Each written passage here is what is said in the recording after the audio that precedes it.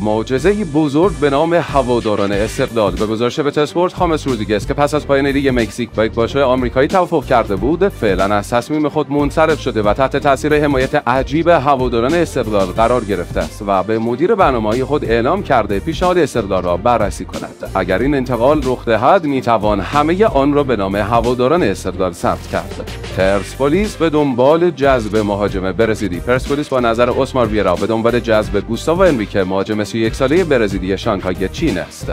علی کریمی خواهان بازگشت به استقلال. علی کریمی از مدیر برنامه‌های خود درخواست کرده که شرایط را برای بازگشت او به استقلال مهیا کند. پرسپولیس برای قلیزاده برنامه‌ها دارد. باشگاه پرسپولیس بخشی از بودجه خود در نقل و انتقالات زمستانی را به جذب علی قلیزاده اختصاص داده است.